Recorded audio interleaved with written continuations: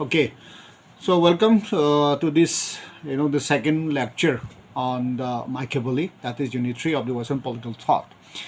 I hope you have gone through the first theme of the Machiavelli's views on the separation of politics from ethics and religion. So it's a continuation of that, and as per your syllabus, it is the second theme on Machiavelli political idea is Machiavelli's influence and contribution. How his ideas have contributed, what kind of influence he had on the modern, the subsequent political thinkers and the political transformation in society. So that is the another theme as per your syllabus. So uh, let's discuss this in around around about on six ideas, his contribution. First thing is, of course, the Machiavelli took the politics out of the theology. That time theology was the dominant kind of a thing. What do you mean by theology? Theology is the study on the nature of God, the religion, and that kind of a thing, the faith. So it was more about God, religion oriented kind of a thing, and he wanted the politics to be separated from that kind of a religion, from that kind of a God kind of a related thing, as a kind of a separate activity. So that was his first important contribution. Okay, that was a model kind of what is called the moral separation of the politics from the religion and the politics. And he said the politics should be a kind of a separate activity, and he says his importance was given on the political existence and the people's welfare, not the religion, not the religious teaching, or not the moral kind of a thing. And also during his time, the theology of politics was mixed up with the religion. So he was against that kind of thing. So he was providing what is called the secularism or secularization of thought and the life. So he wanted the politics, to be free from this kind of moral and religious consideration. So that's another contribution of Machiavelli, that is secularization. So whatever interest he had, it was related to in the non-political matters. He was not interested. So politics and political power was his focus. So absence of the religious influence on the politics, because he separated the kind of he argued for that gave the later political thinkers to give more focus on the the order, the other aspects of the politics like power, and also the the state, the democracy, and the rights of the individuals. Okay, so in that context, the intellectual contribution or the political ideas of the Machiavelli is important. That is one contribution. Another thinker is that he was the first thinker to see state from a modern perspective. Okay, that time he saw the emergence of the the ideas in the influence of the what is called the nationalism, is a modern concept, national security, the territorial integrity, and then militarism. Okay, so he wanted to use this kind of ideas and forces for the interests of the state, a powerful state, and also a secular state. So this national security, territorial integrity, and nationalism, these are the the modern ideas, not based on the religion or morality, but other considerations. So these factors, these forces should be used in safeguarding the interests and promoting the interests of the state. Okay, so in that context, he was talking about what is called the secular state, and he was also one of the first to talk about what is called the political realism, not idealism. Okay, so later political thinkers, use this dimension, this thinking of secular state to expand further and to establish. So in that context, this is another contribution. Now, third aspect is, he also saw what is called the rise of the science and capitalism.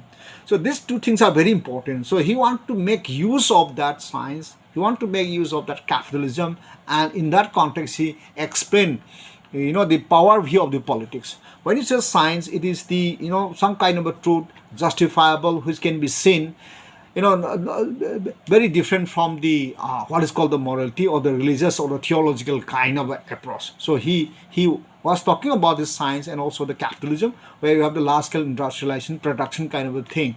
So that, because of that factors, he talked about the power politics of the power view of the politics, and this power politics or the power dimension of the politics was, later on used by the other thinkers in explaining the political phenomena. But for Machiavelli, the political power should be increased. Okay, there should be struggle, there should be consolidation of that political power. So he talked about what is called the political power view of the politics. That was another contribution. And he also aware of the role of the good society in the human thought and action. He accepted that kind of a thing. Fourth dimension contribution of Machiavelli is he also had some study view on what is the corruption in the political life. It sounds a modern kind of idea, but he talked about this corruption in the political life, and he said for him, the success, glory, liberty, okay, and the virtue are the main elements of the political success. Okay, so he has these which are free from the other considerations, and in that context he said the politics should not be influenced or mixed up with the religion. It's not be influenced by the moral or personal interest, but larger interests of the society, larger interests of the state. Okay, so in that context he was talking about the power dimension and the political life. He also said that he was first one to talk about the political realism, and he, in order to achieve the power, in order to being guided by the political reason, he justified the use of immoral means by the state. But as I said, it is not for the interest of individual interest or the private interest of the rulers, but for the state and the society. Fifth feature is another dimension is that he accepted the conflict as a permanent and universal. Okay, so conflict was a national in human life and politics. So he was not talking about to prevent the conflict, but how to manage, how can it be used.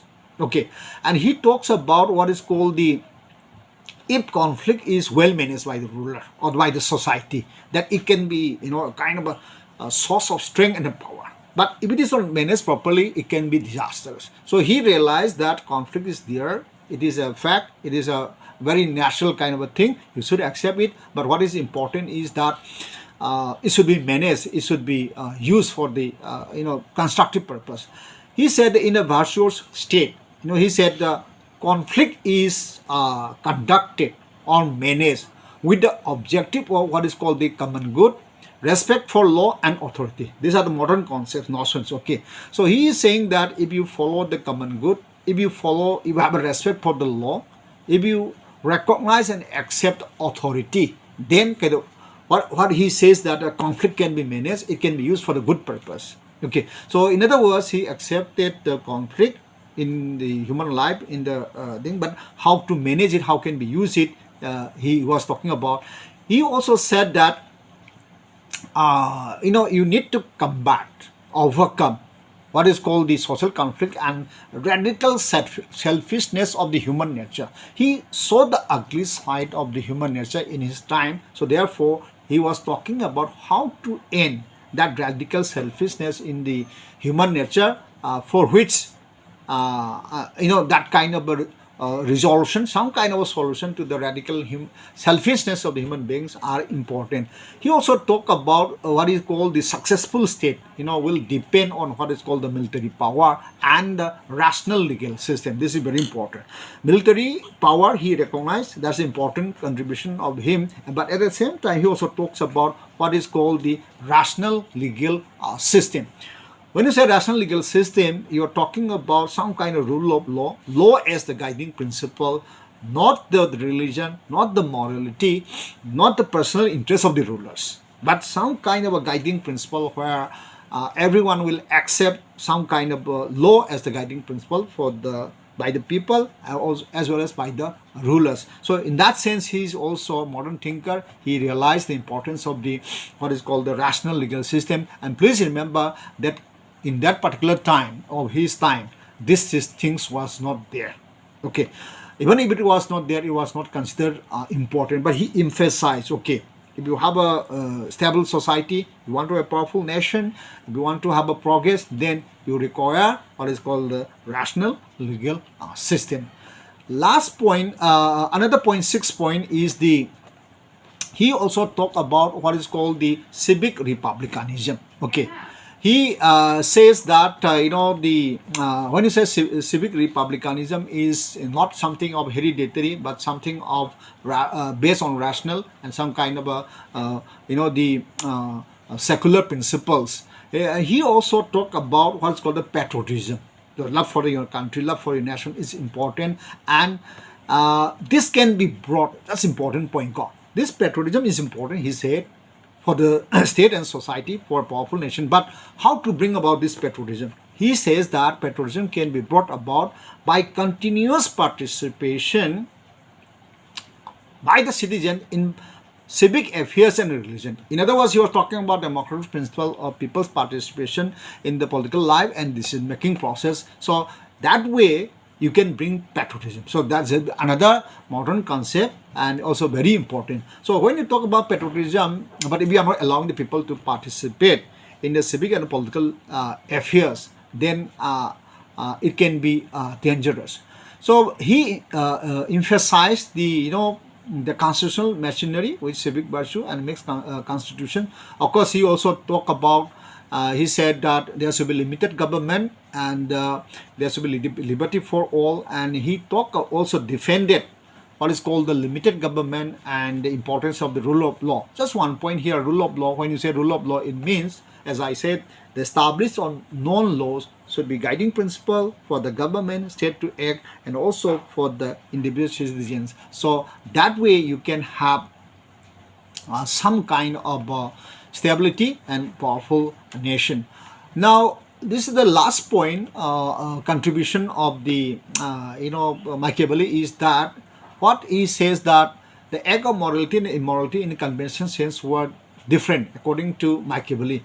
At the same time, he said he was not against the religion. Okay, despite his criticism of the church and the Christianity, he accepted the positive influence, the impact of the religion, but he was against the mixing of the religion with the politics, as that was his contribution. He advocated what he called the value-free orientation of the political science, of course, as a subject, and some consider him as negative side. Some consider him Machiavelli, of course, as the devil's agent for preaching evil means and to pursue the political power. So you talk about a Machiavellian politics, Machiavellian approach to the politics. But however, he was the first to develop what he calls science of politics by identifying what is called the essential elements of modern political theory. Okay, so in fact, Gramsci praised the greatness of Machiavelli for separating politics from religion and ethics. And Machiavelli also introduced, as we said, many modern ideas like secular state, secularism, civic republicanism, so separation of the private and public morality. So these are some of the contribution, influence of the Machiavelli on the later political thinkers, politics and the society. So in the material, just go through. I have given some what you call the the glossary, the meaning of the words. You can go through from the material. And for today, we'll end here. And thank you for joining the class. We'll meet for another class. Thank you.